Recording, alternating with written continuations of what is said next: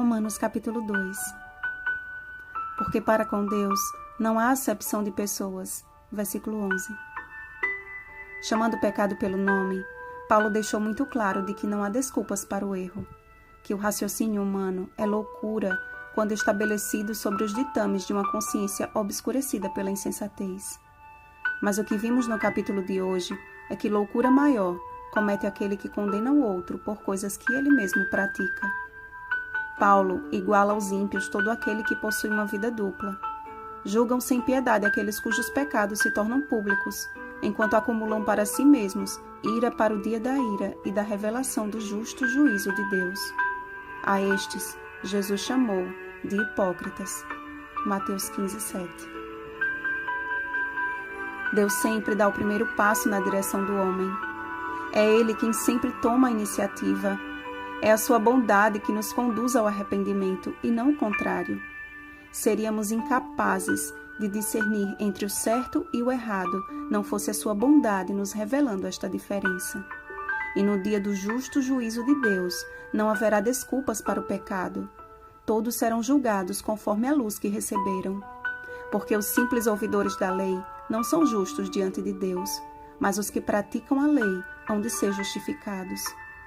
Diante do Senhor, mesmo os que não têm o conhecimento de sua lei e ainda assim andam como se a conhecessem, estes mostram a norma da lei gravada no seu coração. A transformação é feita de dentro para fora e grande luz é manifestada na vida para a salvação de outros e para a glória de Deus. Quando avançamos para o livro de Hebreus capítulo 11, percebemos a perfeita coerência entre a fé e a obediência. Discorrendo desde Abel até os profetas, a Bíblia apresenta as obras de homens e mulheres de Deus que ganharam destaque na galeria dos heróis da fé. Pela fé, Abel ofereceu a Deus mais excelente sacrifício. Hebreus 11:4. Pela fé, Enoque foi trasladado porque agradou a Deus. Pela fé, Noé construiu a arca conforme as orientações dadas por Deus. Pela fé, Abraão saiu de sua casa e seguiu viagem conforme Deus lhe ordenara. E lá se vai uma lista de pessoas que provaram da confiança em Deus e de seus resultados, que por sua influência revelaram o caráter de Deus e a manifestação do seu poder. Era esta a obra que o Senhor desejava realizar por meio de seu povo, que Israel fosse guia dos cegos, luz dos que se encontram em trevas, instrutor de ignorantes, mestre de crianças. A realidade, porém, era que o nome de Deus era blasfemado entre os gentios por causa do mau procedimento dos israelitas. Ao mesmo tempo em que ensinavam a lei, não a cumpriam. Viviam conforme o famoso ditado: faça o que eu digo, mas não faça o que eu faço. Sobre esta incoerência, Jesus advertiu aos seus ouvintes: fazei e guardai, pois, tudo quanto eles vos disserem, porém não os imiteis nas suas obras, porque dizem e não fazem. Mateus 23:3. Infelizmente, não estamos livres desta condição. Mahatma Gandhi certa vez desabafou o seguinte, abre aspas, não conheço ninguém que tenha feito mais para a humanidade do que Jesus. De fato, não há nada de errado no cristianismo. O problema são vocês cristãos. Vocês nem começaram a viver segundo seus próprios ensinamentos. Fecha aspas. Se trocarmos a palavra judeu por cristão, veremos que Paulo dissertou sobre a mesma ideia.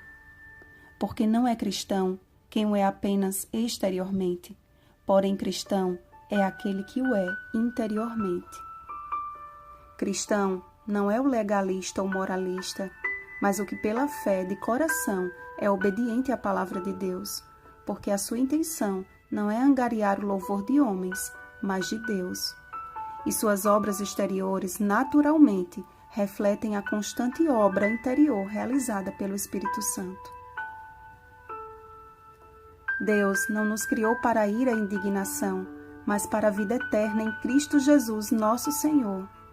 Também não fomos chamados por Deus para condenar nossos irmãos, mas para fazer o bem, atender à justiça, repreender ao opressor, defender o direito do órfão e pleitear a causa das viúvas. Isaías 1,17.